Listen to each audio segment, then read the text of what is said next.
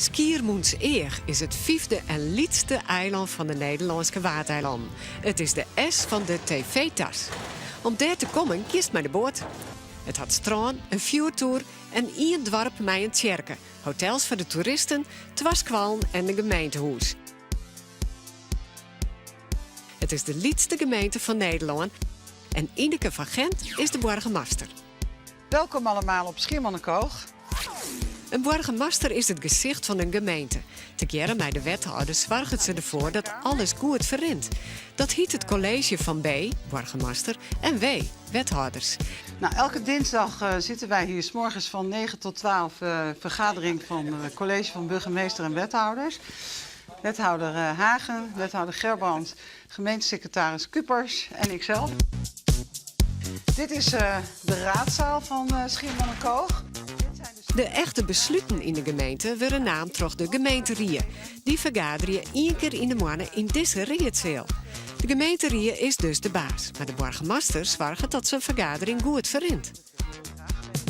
En de burgemeester staat ook wat boven de partij, dus neutraal. Iemand zeg maar toch een beetje het goede evenwicht kan vinden tussen voor- en tegenstanders op een bepaald onderwerp. Een beetje de rust herstellen als dat nodig is. Een burgemeester zorgt ook goed voor de inwoners van de gemeente. Je bent ook een soort burgermoeder. En dat betekent dat als mensen ziek zijn, dan ga ik er altijd naartoe. Want dat vind ik ook belangrijk om te laten zien dat de burgemeester er ook is als het wat minder goed met je gaat. Een burgemeester docht zelfs volle meer. Ze past op de gemeente en komt op voor wat belangrijk is.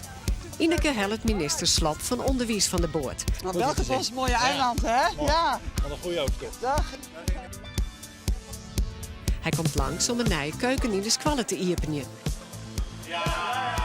Maar dat is zelfs net de echte reden dat de minister komt. De burgemeester zorgt er zo voor dat het onderwijs op het eiland ook bij het regeer in Den Haag belangrijk wordt.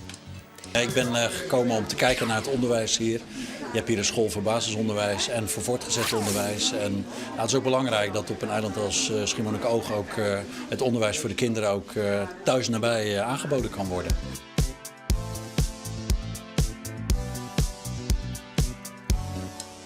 Skier is maar liets en Ineke fietst altijd overal heen. Dit mooie strand lijkt Kwadlien bezaaid met rommel uit de containers van de containerramp. Een burgemeester is bij zo'n ramp baas van de politie en brandwacht. Zij moet zorgen dat Eltsen niet een goed zijn werk doen kan bij zo'n crisis. Dus het eerste wat je denkt van wat is dit verschrikkelijk voor Schiermonnikoog. En het tweede wat je denkt is hoofd koel houden en zo snel mogelijk aan de slag. Het strand is nou weskien, maar Ineke is nog altijd druk met de containerramp. Het kan samen wezen dat bij een volgende gruttestwarm er op een nieuwe rommel speelt. Vond je dit nou een superleuke video? Klik dan op de rode button en abonneer op het YouTube kanaal.